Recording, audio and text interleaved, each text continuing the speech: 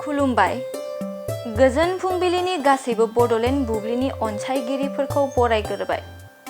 दिनै 13 फेब्रुआरि मंगलबारनि फान्जामुथिखौ फरायथिनो लादों आं, लिसा नार्जारिया। फान्जामुथिनि गिबियाव दं मेष राशि। साननायफोरा फैमाल जाजोबनो हागौ। दुखु सहायनांनो हागौ। गाज्रि सान जागोन। वृष राशि। धोन दौलत आरजिनो हागोन। बेफार फालांगि बायदियाव मुलाम्फा जागोन। सुखु गोजोनै थानो हागोन। मिथुन राशि। गुन गोनां हाबा मावनानै मान बान्था मोननो हागौ। गुबुनखौ गियान होनो हागोन। मोजां सान जागोन। कर्कट राशि। गोरोन्थि हाबा मावफ्लांना गोसोखौ गाज्रि मोनखांबाय थानो हागौ। साना जेथो गोनां जागोन। सिंह राशि। मानिबा थाखाय सोरजोंबा सोमोन्दो नागारलायनो हागौ। साना जेथो गोनां जागोन। कन्या राशि। गोजान लामा हान्थिनो लुबैगोन।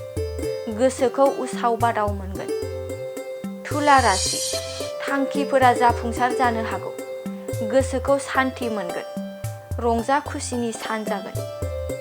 वृश्चिक राशि। दाय गोनां हाबा मावफ्लांबायनो हागौ। जेरावबो जिरायथेरनो हायै बायदि गिखांबाय थागोन। गोजोन गैयै थासारि जागोन। धनु राशि। नोंथाङा खैफोदाव गोग्लैनो हागौ। सांग्रां जाना थानाया गाहाम जागोन। गाज्रि सान। मकर राशि। नोंथाङा माबाफोर आनजाद होदोंब्ला उथ्रिसार जानो हागौ। मोजां सान जागोन। कुम्भ राशि। जानाय लोंनायाव सांग्रां जानाया गाहाम जागोन। देहाखौ जोबोरैनो खस्थ' मोननो हागौ। गाज्रि सान जागोन। मीन राशि। माबा मोनसे मुवा मोननो हागौ। मुलाम्फा गोनां सान जागोन। रंजा खुसियै थांनो हागोन। दिनै सानसेनि राशि फरायथिनायाबो एसेनोसै। आसा खालामो नोंथांनि दिनैनि साना मोजाङै मोजां थांगोन। बेखौ बड'लेण्ड बुब्लि नखरनिफ्राय मिजिंथिबाय। दानिया फैदो नोंथांनि फान्जामुथिखौ बड'लेण्ड बुब्लिनि हेफाजाबजों मिथिना लानि। गोजोन्थों।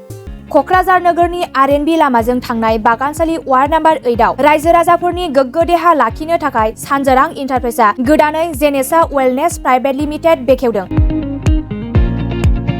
बे सानजोरां इन्टारप्राइज आयुर्वेदिक गलायाव मानसिनाव जानाय गेदेर गेदेर बेरामनि मुलिफोरखौ मोननो हागोन।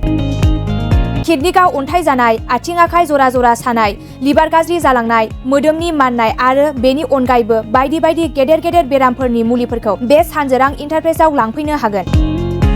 सानजोरां इन्टारप्राइजआव गासै बेरामनि मुलिफोरखौ हलसेल राङावनो लांनो हागोन। सानजोरां इन्टारप्राइज बिगोमाया फोरमायबावनाय बायदिब्ला नैबे 9954157149 जानबुं नाम्बारनि गेजेरजों नोंथांनि गोनांथि जानाय मुलिफोरखौ सुलाद लानो हागोन।